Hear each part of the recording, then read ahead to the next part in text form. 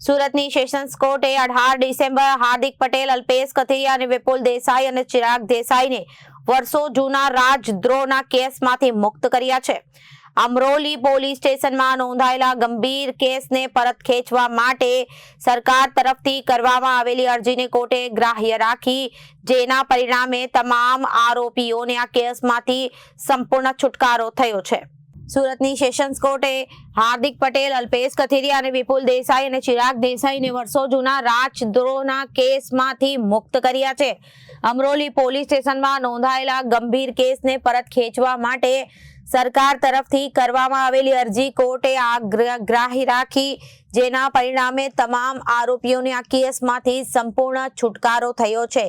આ મામલે હાર્દિક પટેલ અને અન્ય આરોપીઓ વતી એડવોકેટ યશવંતસિંહ વાળાએ કાયદાકીય રજૂઆતો કરી હતી. સરકારના નિર્ણય અને કોર્ટની મંજૂરી બાદ લાંબા સમયથી ચાલી રહેલી રાજદ્રોહની કાયદાકીય પ્રક્રિયાનો આખરે અંત આવ્યો છે. આ મામલે પાટીદાર નેતા અલ્પેશ કથિરિયાએ જણાવ્યું હતું કે આજે સુરત ડિસ્ટ્રિક્ટ કોર્ટ દ્વારા રાજદ્રોહના કેસમાં હાર્દિક પટેલ, વિપુલ દેસાઈ અને ચિરાગ દેસાઈ અમે 4 આરોપીઓ હતા, જેમાં સરકાર દ્વારા કેસ પરત ખેંચવાનો નિર્ણય કરાયો હતો.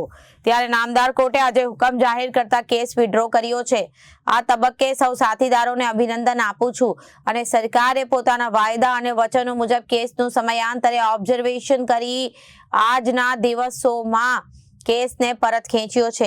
વકીલ યશવંતસિંહ વાળાએ જણાવ્યું હતું કે વર્ષ 2015માં હાર્દિક પટેલ વિરુદ્ધ જે રાજદ્રોહનો કેસ દાખલ કર્યો હતો તે કેસ સંબંધે ગુજરાત સરકાર પાટીદાર અનામત આંદોલન સાથે સંકળાયેલા જે તે ગુનાઓ સહિત હાલનો અમરોલી પોલીસ સ્ટેશનમાં નોંધાયેલો છે.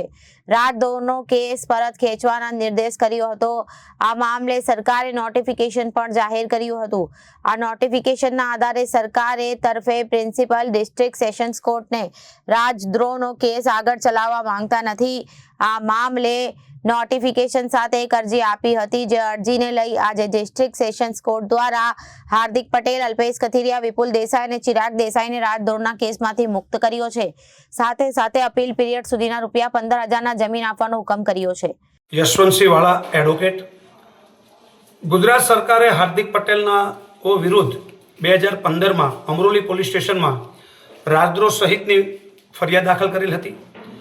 પાટીદાર અનામત આંદોલન દરમિયાન જે કંઈ ગુના સરકાર તરફે દાખલ કરવામાં આવેલા હતા તેમાં મહદઅંશે 90% જેટલા કેસો ગુજરાત સરકારે નોટિફિકેશનથી વિડ્રો કરવાનો આદેશ જારી કર્યો હતો અને એ નોટિફિકેશનમાં રાજદ્રોહ સહિતનો કેસ પણ વિડ્રો કરવાનો ઉલ્લેખ હતો અને એ નોટિફિકેશનના આધારે ગુજરાત સરકાર તરફે સરકારી વકીલ સાહેબે સુરતના પ્રિન્સિપલ ડિસ્ટ્રિક્ટ એન્ડ સેશન જજ સમક્ષ કેસ વિડ્રો કરવાની અરજી આપેલ, જે આજ રોજ પીડીજી સાહેબે કેસ પરત ખેંચવાની જે સરકારની માંગણી હતી તેના પર મોહર મારી છે અને હાર્દિક પટેલ, અલ્પેશ કથિરિયા, વિપુલ દેસાઈ, ચિરાગ દેસાઈ નાઓને રાજદ્રોહ સહિતના ગુનાઓમાંથી અને એમનો જે આરોપ લગાવેલો હતો તે આરોપોમાંથી મુક્ત કર્યા છે અને સાથે સાથે દરેક આરોપીઓને 15,000ના જામીન અપીલ પીરિયડ સુધી